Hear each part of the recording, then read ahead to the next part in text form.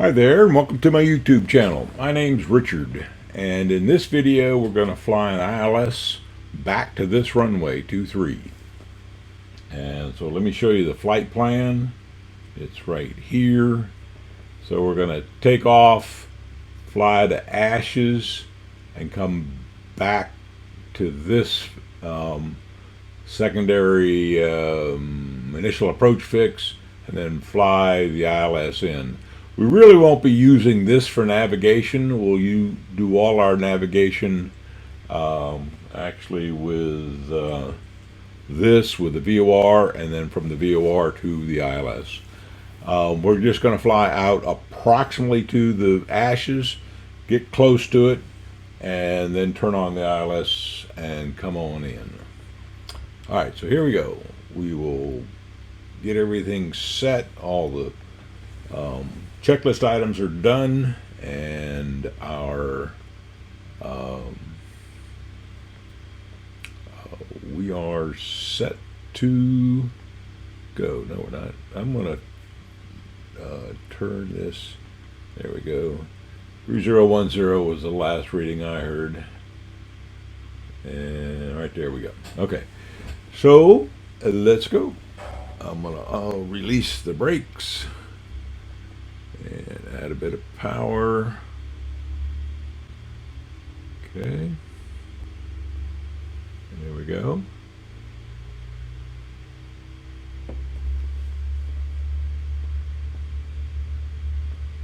And the airspeed's alive, and we're looking for 59. And here it comes, and we just ease it on up into the air. Positive rate of climb. Flaps are going up. Nose on the horizon. Try to hold about 75 to 80. Turn on the heading hold and altitude hold. And away we go. I'm going to go ahead and pull the blue lever, the RPM gauge you see right there, back to about 2400. Right there, 2420 will do just fine. And I'm going to go ahead and start my turn. So I'm just going to start turning around here and turn to a heading of about 05. Okay. And that'll be close enough for now. Okay, so here you can see, let's show you this. So you can see my heading is 05. I'm climbing at 1200 feet a minute, climbing up to 2000 feet, and I'll roll out on this heading, and we'll go toward the Ashes fix. Okay, if we come over here, you can see us turning, and we'll be out here somewhere. Not necessarily to get exactly the Ashes. What's important is to get this leg in and then over. Okay, so let's look outside for a minute. We're coming along nicely. You can still see the primary and multifunction display. See where we're going. And so what I plan to do here is I'll show you the plate. Okay, so here we just took off. Here's Ashes. I'm going to go a little further beyond Ashes so I can do a good turn and get on this. And this is the secondary fix, and here's the initial approach fix, and we'll just come in this way.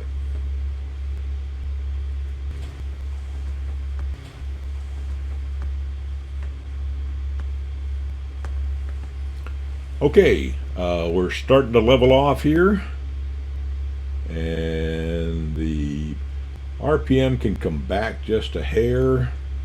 Obviously, now that we're leveling off, we can pull the throttle back to about 21, 20, right about there.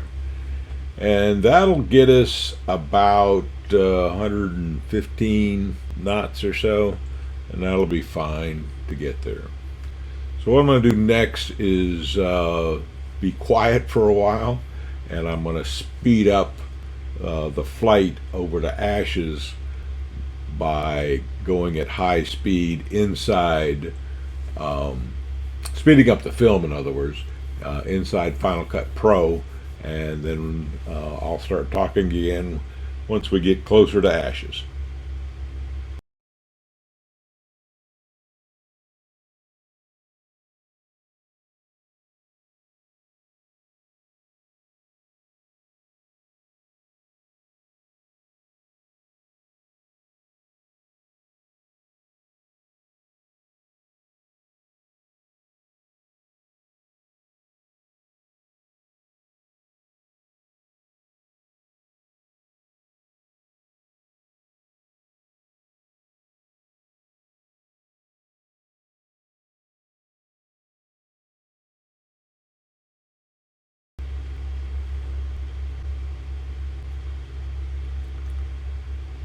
Okay, as you can see, we're just over the ashes intersection, and we're heading to the next fix.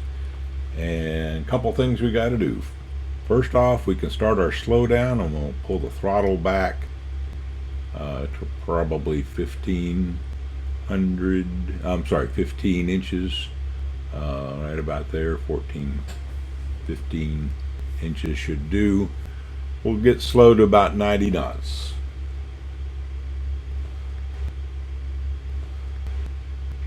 Okay, the next thing we got to do is put in the ILS frequency. So I'm going to flip this button, and in goes the ILS. ILS always immediately changes the course to the proper course of the ILS. And I'll wait till we get a little bit closer. We're probably, let me see how far out we are.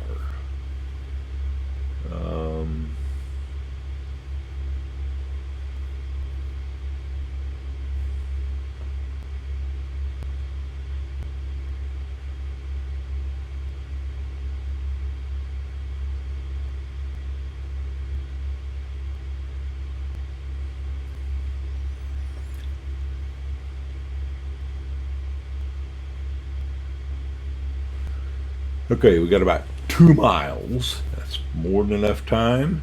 What I'm going to do here is put on the nav button, and that changes this to localizer, so the heading will control until the localizer comes across. And then we got to hit the approach button here, APR approach, and that turns on the glide slope. So now the localizer is armed, and when we get you see the localizer come across, when the localizer gets to about here, it'll start its turn and intercept the localizer. And then as we go inbound, we'll see this little blue thing right underneath that G there start dropping, and that's when we're intercepting the glide slope. Okay, airspeed is getting down to about 100, not quite enough. I want to get down to 90, so I'm going to pull the throttle back to get the manifold pressure below, let's say around 13 there. 13.3 ought to do it. We're looking, because this white tape tells you how much airspeed you can do. You got to be in the white before you put down a flap. So I'm going to try to stop the decrease in airspeed right around the 90 knot point.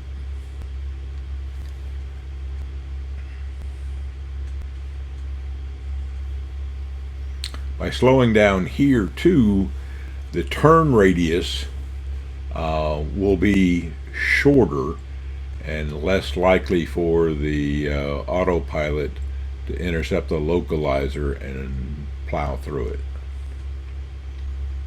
So we'll see how this works.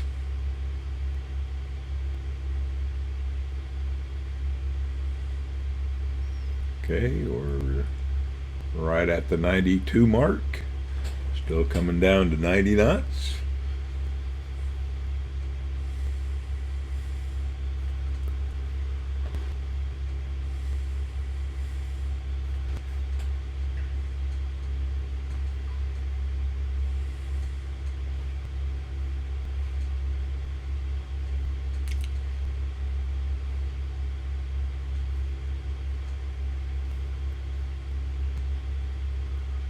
Okay, now we're below 90 knots. I won't let it get too far below that. I'll just barely push the throttle up a little bit, get a couple of percentages up, hold there around 89 to 90 knots.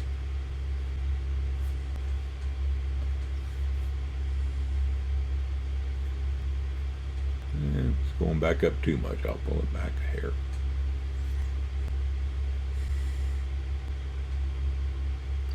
Okay, the localizer line is moving. You can see it moving. As I said, when it gets over near this, we'll start our turn. Now this is the GPS telling you when to turn, and that's not accurate enough for localizer. So we're going to ignore this. We're going to just let this localizer come easing on over, and it'll know when to turn all by itself. Notice that the heading disappeared and the localizer is controlling the what turns we need and where we need to go. Okay, we're about to start our turn. Watch this. And there we go.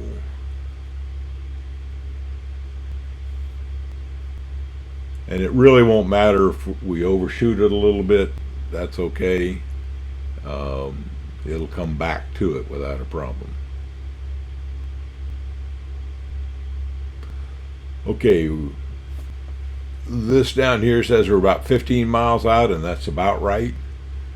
And we're down to a airspeed that we can put our flaps down at any old time.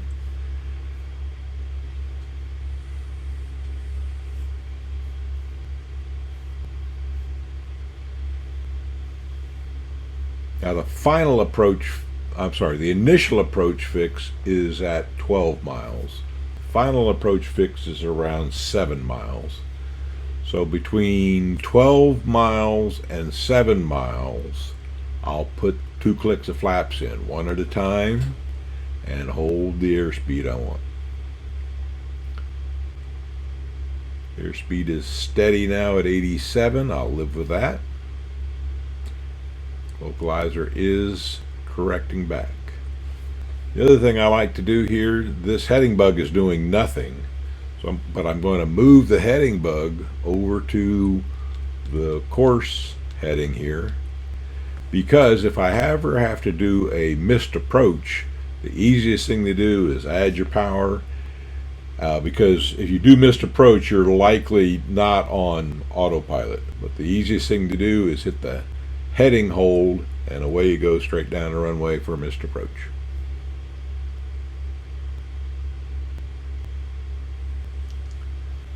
Okay.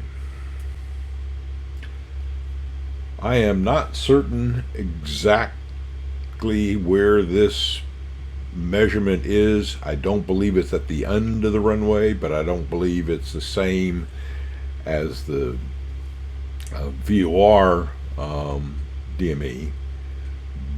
But you know, this is close enough. I'll wait till it gets to 12 nautical miles and put the first click of flaps in.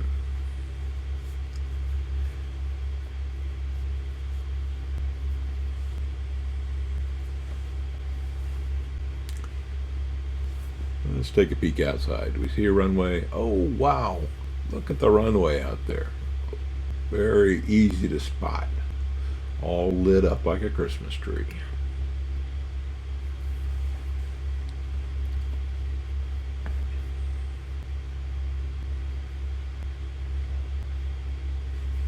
Okay, got a bit of crosswind, quartering headwind. That's perfect for us. We'll land nicely with that.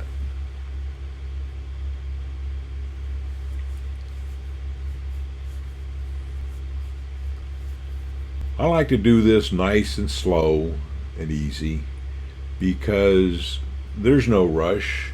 There's no hard and fast rules exactly when you got to put your flaps down. But somewhere after the initial approach fix and before you get to the final approach fix, you got, I don't know, 4 miles or so. So I'll put 1 click of flaps in, let the airplane stabilize, as I get closer to the final approach fix, if I see this little glide slope indicator start dropping, I'll definitely put the second click of flaps in, but generally I'll put the second click of flaps before this starts dropping. Okay, we're inside 12 miles. Let's put a flap down. And you can watch over here, flap lever, and here we go. One click of flaps. Nose kicks up, that's just fine. We can even watch outside it do that. Nose kick comes back down, still a little runway out there, and it will come back to 2,000 feet because that's what it's been told to do. Now that I got a click of flaps in, however, I need to add a bit of throttle to try to maintain about 75. Somewhere 70 to 75 is just fine. We'll try 13, 12.7 right there. We'll try that. That's probably going to be a little low. But we'll let the airspeed drop a little bit. And I'll try to hold it there at 75, so I'm going to punch it in a little bit. There we go, 13, 1, 2, not enough. Okay, 13, 3 or 4. Okay, so we're 10 miles out. The ball hasn't started dropping. It's a little, I don't know, magenta colored ball. I don't know what you call that, same color as this. That hasn't started dropping yet. I'm getting closer to 70 than I want. I'll punch in a bit more of throttle and hold that.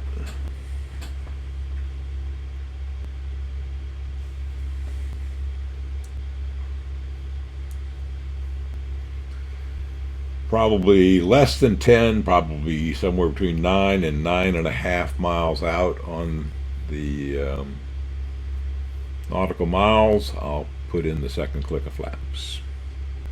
I like the airplane to stabilize.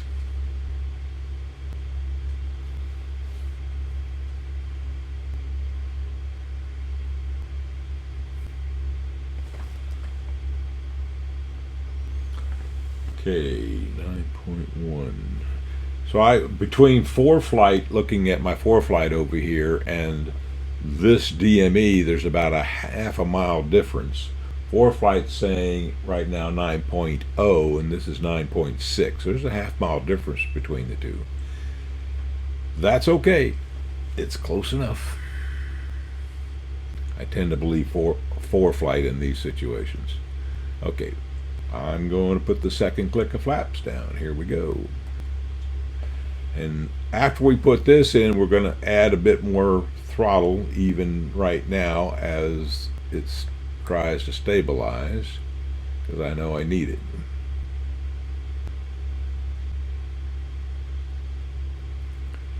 We'll let it stabilize.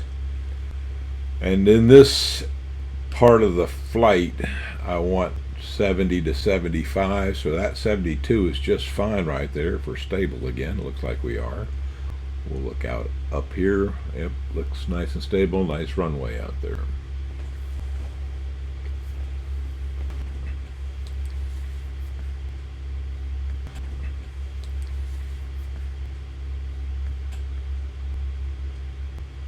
Okay, 2 clicks of flaps are in.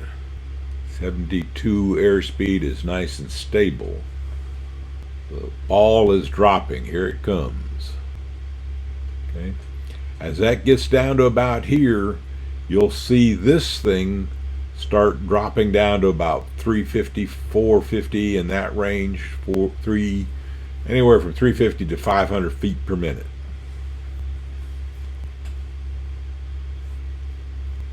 And you'll also see this, all 2,000 feet here, disappear. The glide slope will be green over here, indicating we're on glide slope. Looks like we got a bit of an intercept, but not by much. Bit of a crosswind right here, and we'll see how well that works. Usually 234 is what we fly with no winds. 230 means we got a 4-degree intercept to hold the crosswind. Here comes the glide slope.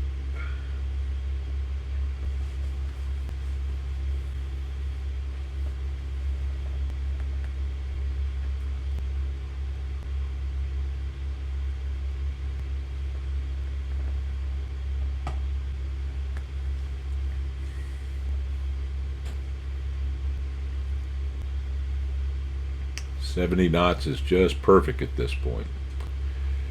When I see this starting a descent, in other words, this disappears, that's taken over, it says commands a descent, I will pull the power back some, not much, but I want the air. There it goes. Okay, I'm pulling the power back to hold about the 70. There we go. 300 feet per minute. Okay, so I still want to hold about the 70. 70 to 65 is my target at this stage of a flight on a glide slope. It's a nice day out there. During the flight I've seen a couple of bumpy air pockets. That's okay. So 60 to 65, looks like 68 is stable. And let's look outside. Here we go. Now this is about the point at which, if I were wanting to practice approaches and landing, then I would pause the simulator, do a save flight to recall this, to restart right at this point on the localizer with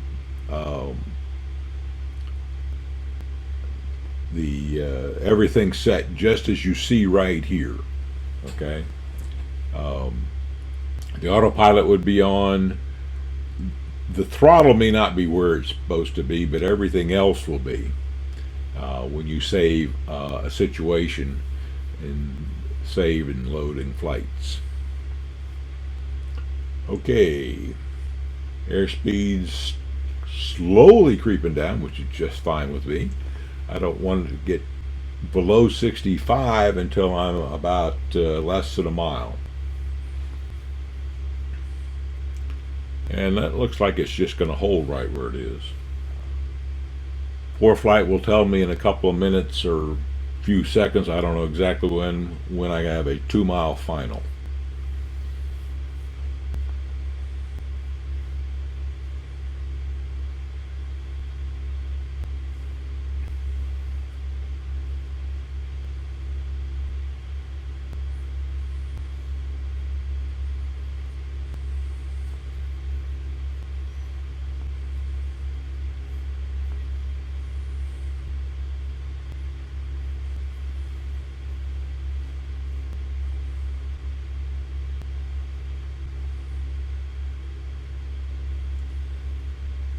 Okay, airspeed is going up slightly. I'm going to pull the throttle back just a hair.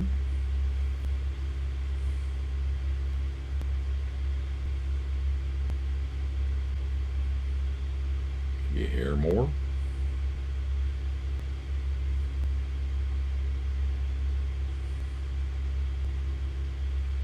Okay, I dropped it a bit more.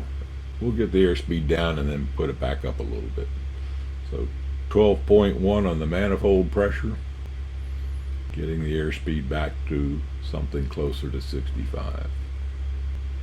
In this range of the flight, when I'm inside of a few miles here, I want it between 65 and 60. So I definitely want this airplane to slow down below 65, and I'll stop it probably around 63. You can see how much I'm moving the throttle, a slight amount, and a couple of tenths of manifold pressure is all it needs to do to change. And notice too here, we pulled the manifold pressure back so much that the RPM is coming off the 24 that it was. 2 mile final runway 23. That's my 2 mile final runway 23. Notice that looks about 2 miles to me. But this will stay up fairly high. The RPM gauge will stay up fairly high even as we come into land. So final checks. Yes, I got 2 clicks of flap in. Airspeed is good. On course. On glide path. Engine instruments in the green. Okay. Touching the power in a little bit. So I hold at 61. Not go to 60. Okay, it's holding at 61 and creeping up maybe a little bit. I'm good with that.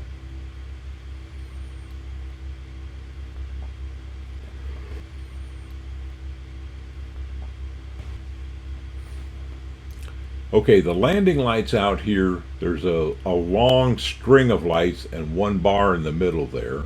So that long string of lights starts at the runway, and I think there's 5 on one side of the bar and 5 on the other side of the bar. But the first 2, or sometimes 3, when it gets to the nose, that's my point at which I feel that I'm landing is assured, and I'll definitely make the runway no matter what goes after that. So we'll look for that. You can see I've got 2 red VASI lights up here, and I'm going to hold everything just as I've got. Now as I'm ready to transition back to landing the airplane, I'm going to let this come down, and when landing is assured, I could do it now if I wanted to, but I'm trying to demonstrate something else. You can fly this all the way down to landing assured, and what I will do at that point, 500. Okay, 500. So what I'll do at that point, when landing is assured, is give it 1 click of up trim. 1 click of up trim is all you need. That'll start the nose to come up, to start your round out and flare and landing. But the 1 click of trim automatically turns off the autopilot. So you get 2 for the price of 1 there. Airspeed is 63 and just fine with me. I don't want it to go any higher, and it might, so I'm going to pull the throttle back just a click.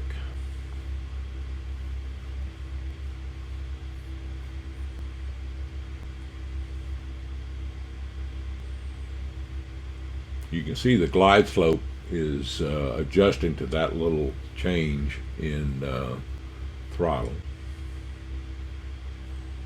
Okay, we're ready to go.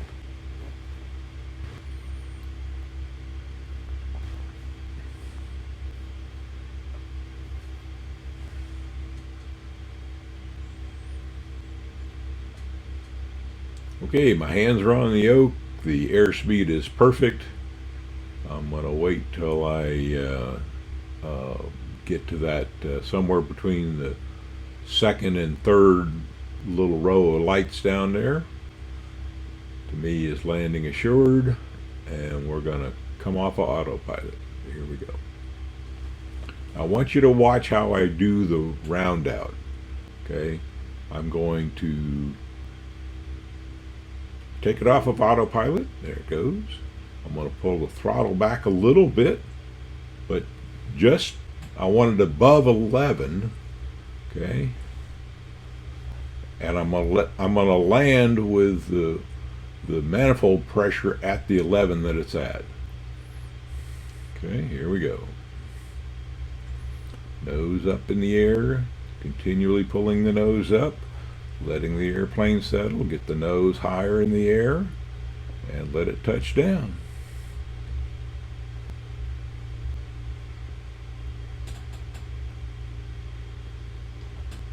Okay, that little bump right there with the main wheels coming down. I'm going to put the nose down and steer toward the center of the runway some. And you can hear the nose wheel rumbling, I hope. Nose wheel is rumbling. I'm going to tap the brakes and slow to a stop.